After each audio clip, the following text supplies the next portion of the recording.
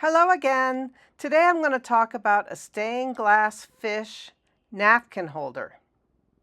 Now what I started out with was I found this odd napkin holder that was on sale, I think at Target, and I covered the whole metal frame with foil so that I now have a nice surface to solder to. And then as you saw, I did a little sketch of what I wanted my little fish to look like. And after I cut out my pieces of glass and I'll show you how I patterned all this, but I cut out various pieces and cut them out of glass and soldered them on. Now I basically did the same cutout of the fish for both sides of the napkin holder.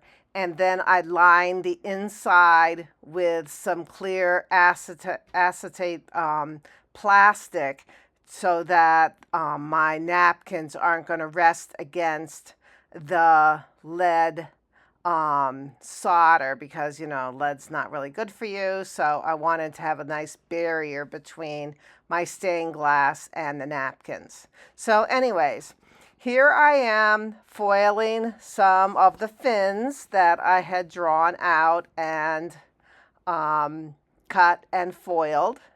And I am now attaching a fin to where I want it to go.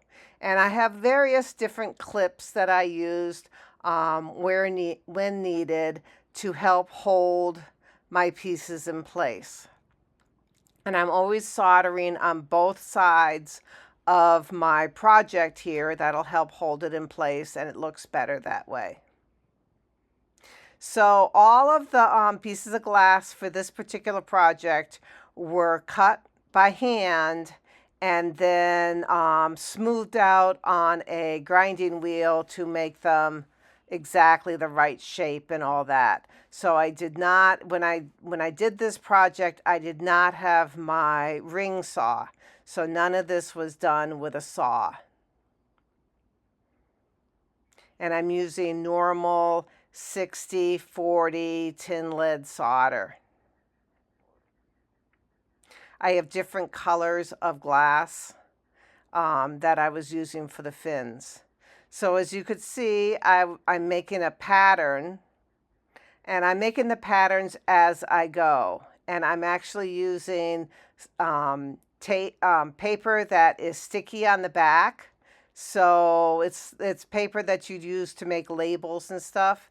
And I'm just sticking that down on my glass and then cutting from there and then going to my grinding wheel and making it smooth and then adding water and peeling off the paper, the sticky paper.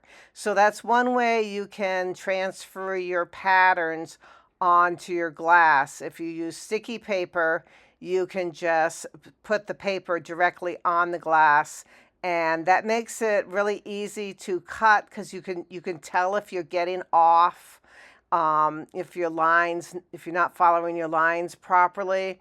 And you can also grind right up to the paper. Sometimes when you use a Sharpie marker, you may find that the marker starts wearing off before you really want it to wear off. Even if you use it like Markstay marking ointment that you can put on it to make it so that the Sharpie marker doesn't wear off. So there's different things you can use to make the marker not come off as easily. But if you just use a sticky paper, you don't have that problem. The only problem you might have would be is if you get it too wet while you're grinding it, you may find that the paper wears off before you really have gotten it all the way ground down to the shape you want. But as you can see, it's really easy. The contrast of the white paper against almost any color glass, you're really going to see that line, and it's going to be pretty easy to follow that line to get it accurate. I'm using 7/32 inch black backed copper foil to foil everything. And the nice thing about using the black back stuff, which is what I always use, is that if your glass ends up being very transparent, any light that gets inside, shines inside your glass, you're not going to be able to see that copper backing, which is just kind of handy, especially if you don't really know if you're going to use a patina or not. Sometimes you don't really know what color you want your project to be until you're really done with it. So this way it gives you the opportunity to decide later on, oh, I think I will patina it black. And you don't want to have that copper color probably show through and shine through in your glass. Obviously, with these fins for this fishy are almost completely opaque. A little bit of light comes through, but not a lot. Not enough that you would have to worry about the glare of the glass. If I use a regular copper backed or silver backed. Now I'm working on the eyeball part of my fish. As you see, I used a circle template to get the real smooth circle. So it was nice, and I'm using a circle for this also. So you might want to find things that are round. If you want a round object in your project, just look around your house. You'll find round things all over the place, and you can just find whichever one you want to use, and that's the right size, and use that to trace to make your perfect circle. It's just nice to start off with a perfect circle because it will always get off a little bit as you're working. Now you might wonder how I cut the inside of that eyeball so perfectly. What I did was I actually took it to the grinding wheel and just kept grinding it and grinding it and grinding it till it got to that perfect line. That way it got that circle, and I didn't have to worry about trying to do interior cuts that close. That would probably crack the glass. Now, these days I made this like a year or so ago, so this isn't something I made just yesterday, but it's so cute I decided I would share it. So nowadays I'd probably use my ring saw to cut it out because that is a lot faster than grinding your shape. But having a grinding wheel is very handy because you can make a lot of inside curves and circles without having to worry about making little teeny weeny cuts in your glass. Now these are the lips for my fish, so I drew them all out and then tried to figure out exactly where I'm going to make the cuts, the different parts of the lip because of the metal frame. And so I just kind of drew those on, and now I'm cutting out each piece individually for my mouth for my fish. Now remember, I had to end up making 2 copies of everything because I have a fish on both sides, which is no problem. And if you just add lots of water in a spray bottle or just on your paper towel, you can get the residue off. You might have to use a razor blade or a knife or something to scrape some of it off, but it's pretty easy to get that sticky paper to come off.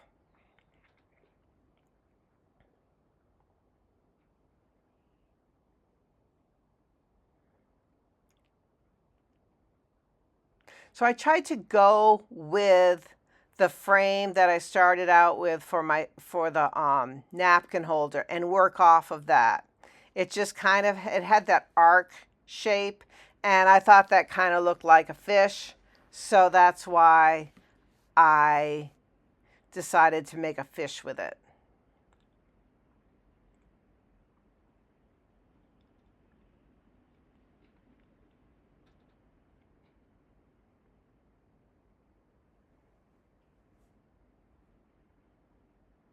I'm obviously right now carving and sanding and foiling another piece.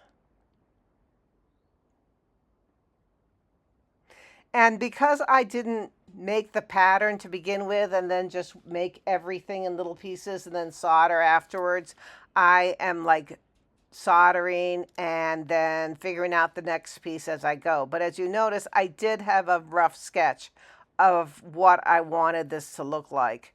So sometimes the rough sketch is more in my mind than on paper, but I usually draw something up first so I have some idea of what I'm going to make.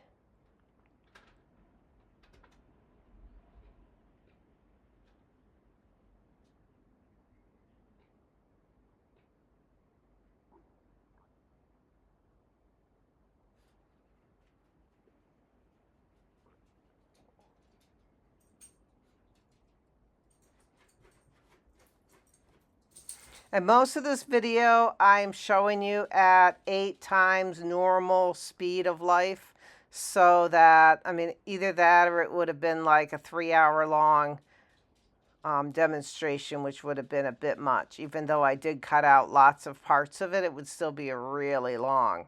So basically I just wanted you to get the idea of what I'm doing. So when you find a metal frame that you like, you can, as I'm showing you here, you can make your glass extend outside the frame that you bought. You know, whatever you want. It's fun to try to adjust stuff and make it yours.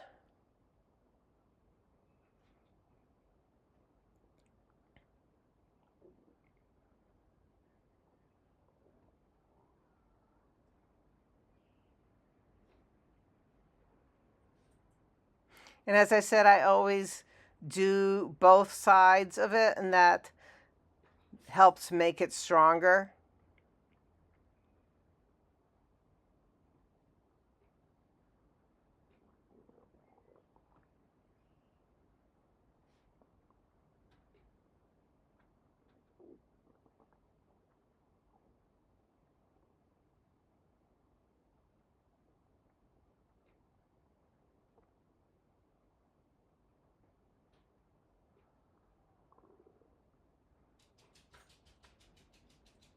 So this is the bottom of the mouth on one side.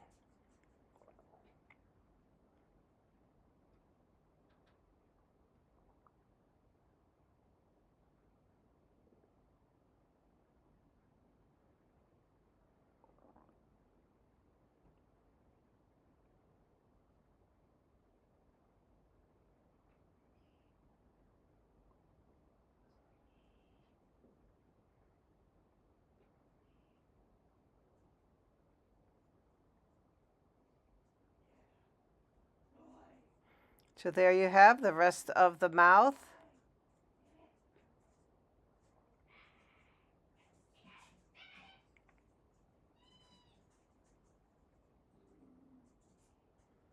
Just tack it in place and solder it. And then I actually added solder to all the way around all the pieces and on the frame. Sometimes it's wise to coat all the foil that you do on a frame with solder before you start adding your glass. You know, it's like pre-tinning everything. Stuff will stick better to it if you do that, but you don't usually have to do that, so it's really up to you.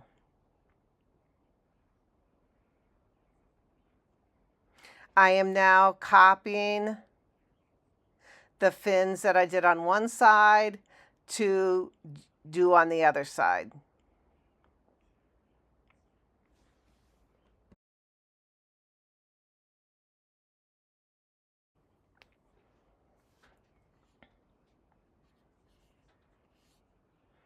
I also had to make that little baby fin down at the bottom of the fish.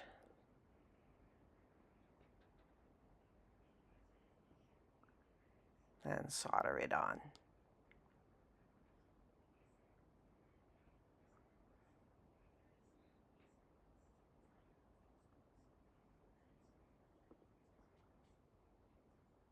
Now I am adding the scales to the fish.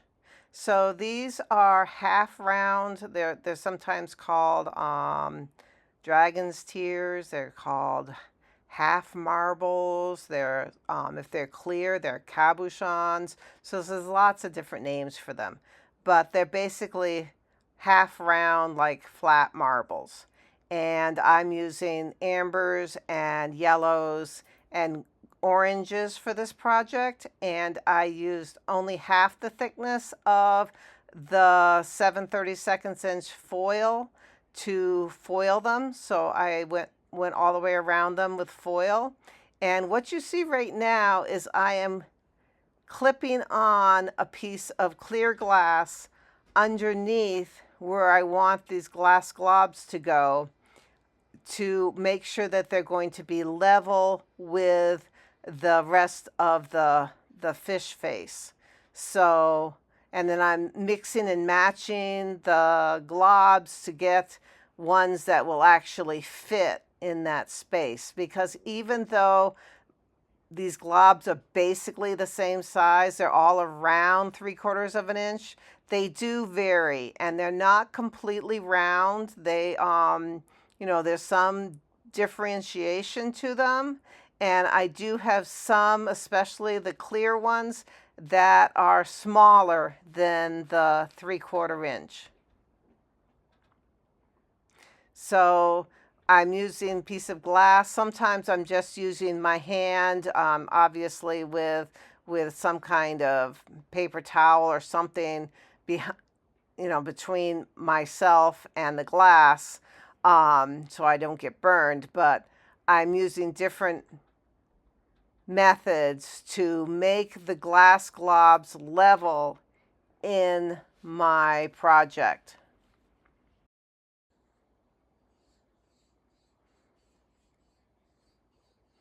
So you can see I'm using some small ones and some larger ones to fill in the spaces.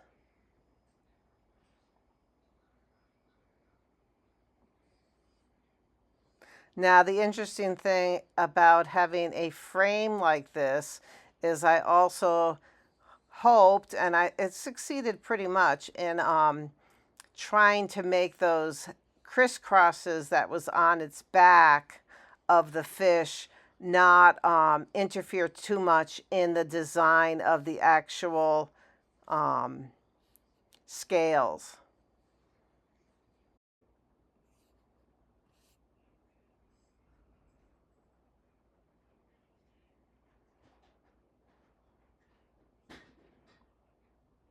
So it's a matter of just adding more glass globs, more solder, and flux, obviously, and I'm filling in spaces. As you can see, I have a lot of clear of the glass, round glass pieces that are different diameters. So some of them are a lot smaller. I go down to as much as 10 millimeters. I usually don't go smaller than that. I have done some projects where I'm using 8 and maybe 6 millimeter glass round globs, but it does get a little tedious trying to foil something that's smaller than 10 millimeters. So I try not to plan stuff with something that small. I like the little bit larger. That yellow thing that's always in the way of you seeing what I'm doing is my exhaust hood. I have this exhaust fan that I use that is very handy. I actually have it vented to the outside, so it sucks up my fumes, and I like to have it really close to my work. Nowadays, I have actually a hood that I use, so I'm not using my little portable fume exhauster as much.